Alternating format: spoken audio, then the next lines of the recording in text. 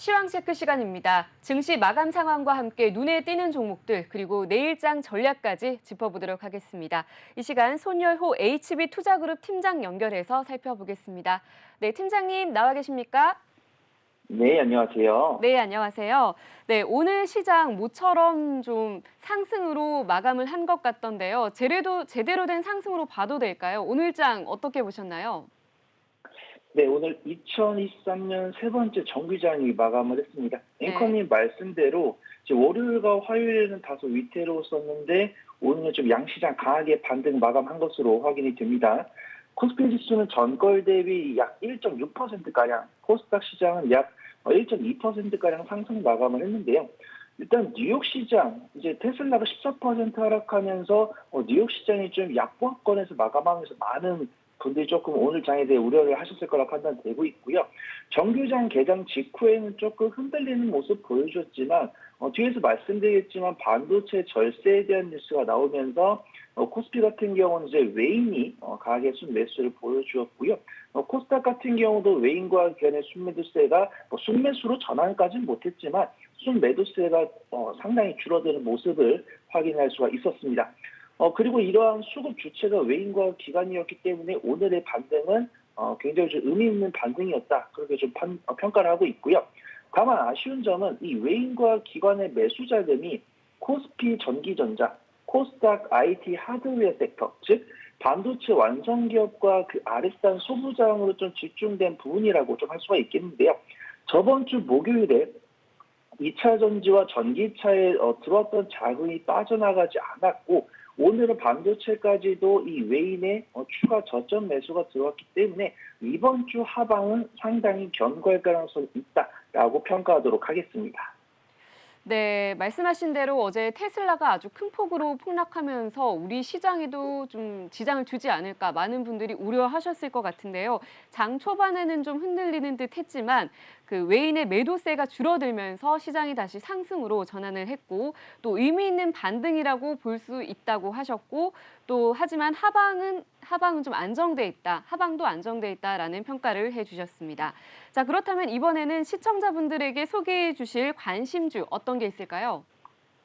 네, 오늘 좀 관심주를 말씀드리기 전에 좀 오늘 시장 강세 섹터를 조금 몇 가지만 좀 말씀을 드리면 네. 첫 번째로는 당연히 오늘 좀 반도체 섹터에 대해서 관심을 둬야 되지 않을까 그렇게 판단됩니다. 네. 반도체 관련 종목들은 이제 오늘 이제 어제 나왔죠. 반도체 투자에 대해서 최대 25%의 세액 공제 지원된 뉴스가 나오면서 이제 반도체와 2차 전지 관련 종목들 강세를 보였고요. 그리고 추가적으로 이제 적층 세라믹 콘덴서 MLCC의 가격 인상 가능성에 관련 종목들이 특별히 또 강한 모습을 보였습니다. 두 번째는 좀 건설주가 오늘 강세를 보여주었었는데요.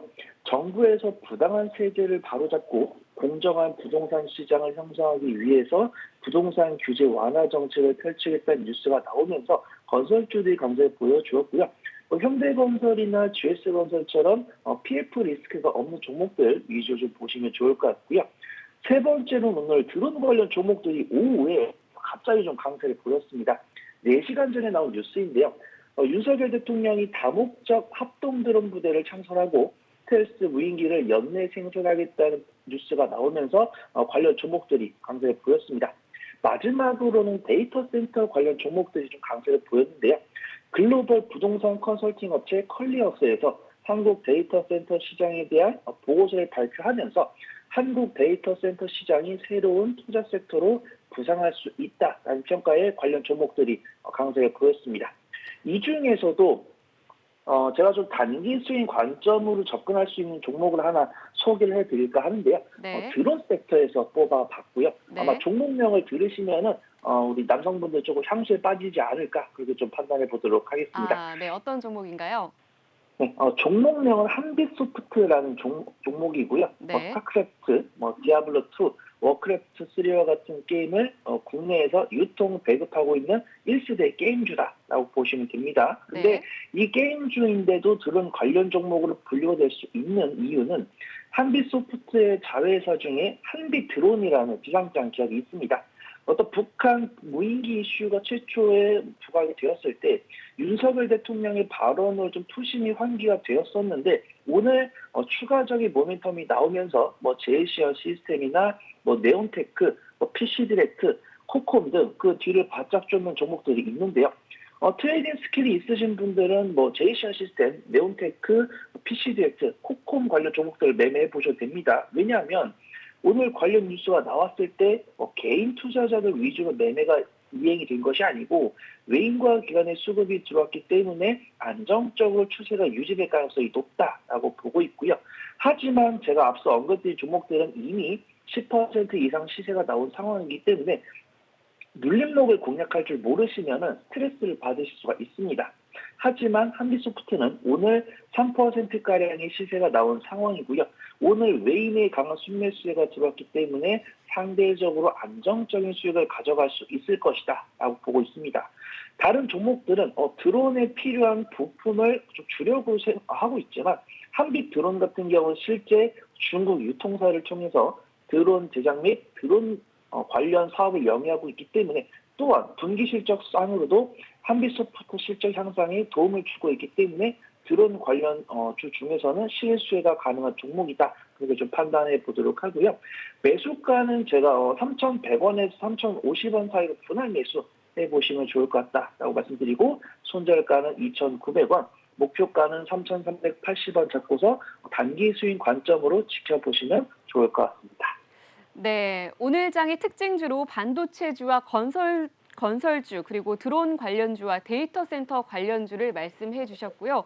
그중에서도 관심주로는 한빛소프트를 말씀해 주셨습니다. 한빛소프트는 1세대 게임사로서 한빛 드론이라는 비상장 회사를 보유하고 있다고 합니다. 오늘 외인 순매수가 들어오면서 다른 종목에 비해서는 좀 안정적이다라는 말씀을 해주셨고요. 매수가는 3,050원 주셨고 손절가 2,900원, 목표가는 3,380원으로 정해주셨습니다. 자, 그렇다면 내일 시장에 공략해볼 만한 공략주가 있을까요? 네, 우선 조금 단기적인 움직임을 보여주는 종목 소개를 해드렸다고 하면은 네. 우리 주식인들도 안전하게 좀 투자할 수 있는 종목을 하나 좀 소개를 해드리도록 하겠습니다. 하나 마이크론이라는 종목이고요. 네. 코드 번호는 067310입니다. 기업 개요는 반도체 제품을 패키징, 포장을 하고요. 관련재를 생산하는 반도체 소재 및 후공정 기업이다. 반도체 관련 기업이다. 그렇게 보시면 좋을 것 같습니다. 반도체 투자세 공제에 대한 이슈가 오늘 나오면서 삼성전자나 SK하이닉스만 올랐다면 이 중소형주 확산에 대한 기대 수익률을 조금 가져갈 수 있을 텐데 오늘 6%가량의 시세가 나온 상황입니다. 하지만 주가를 멀리 확대해 봤을 때는 고점 대비 여전히 좀 바닥 구간이 있다라고 판단되고 있고요. 중장기적으로 충분히 좀 가져갈 수 있지 않을까 그렇게 판단되고 있습니다. 업황 변화에 따라서 최근에 삼성전자, SK하이닉스도 실적 관련 불확실성이 나오고 있는데 하나 마이크로는 재무제표에서도 확인할 수 있다시피 매년 실적이 꾸준히 향상되고 있습니다. 아예 영향력이 없다고는 말씀드릴 수 없겠지만 전방 기업에 비해서는 확실히 영향력이 적다. 그렇게 좀 말씀드릴 수 있고요. 내년 실적에 대한 기대감을 줄 수 있는 뉴스들도 많습니다. 현재 하나 마이크론이 베트남 공장에 시설 투자를 진행하고 있다는 뉴스도 있고요. 하나 마이크론의 자회사 HT 마이크론이 글로벌 반도체 기업인 퀄컴과 브라질 대표 통신기업 TIM과 제품 공동 개발을 추진한다는 뉴스가 있기 때문에 우리가 알 수 없는 매크로 변수가 없다면 2023년도 역시도 실적 성장세가 견조할 것으로 전망이 됩니다. 오늘 같은 경우도 외인과 기관의 쌍끌이 순매수세가 들어왔고요. 현재 주가 수익 비율 업종 기준으로는 17.94, 그다음에 현재가 기준으로는 16.01, 내년 실적을 기준으로 한 11개월 선행포 같은 경우는 6.20이기 때문에 현재도 업종 대비 저평가 매력도를 갖고 있지만 내년 실적 기준으로는 저평가 매력도가 더욱더 심해질 수 있는 종목이니까 트레이딩 스킬이 없으신 분들도 차근차근 모아가시면 좋을 반도체 관련주다. 그렇게 좀 말씀을 드리도록 하겠습니다. 네, 자, 내일장 공략주로 하나 마이크론 말씀해 주셨습니다. 주린이 분들도 사상 최대 매출이 기대되는 만큼 좀 편하게 모아갈 수 있지 않나라는 말씀을 해 주셨습니다. 마지막으로 내일장 투자 전략은 어떻게 세우면 좋을까요? 네, 오늘의 추세가 이어졌으면 좋겠지만 이어지지 않는다고 하더라도 너무나 낙심하실 필요는 없다라고 좀 말씀을 드리도록 하겠습니다. 네. 매크로 변수 악화가 없다라고 하면은 이번 주 좀 단기적인 쌍바닥의 초입을 잡을 가능성이 있다라고 판단하고 있고요.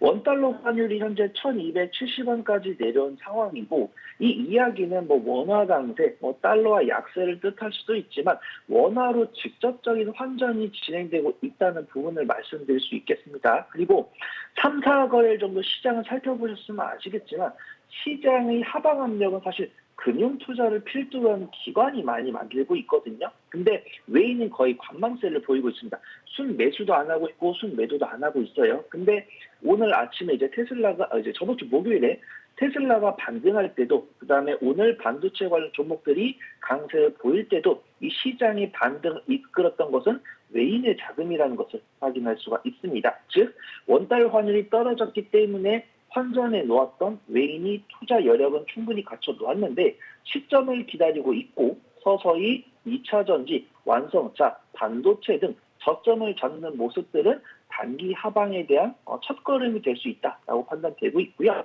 일단 오늘 밤에 발표되는 FOMC 회의록 내용, 그다음에 내일 밤에 진행되는 CS2023, 그다음에 금요일에 발표되는 삼성전자의 잠정 실적, 그다음에 미국에서 발표되고 있는 고용 지표 이런 부분들이 변동성을 야기하겠지만 하방은 견조할 테니 너무 낙심하지 마시자 그렇게 좀 말씀드리도록 하겠습니다.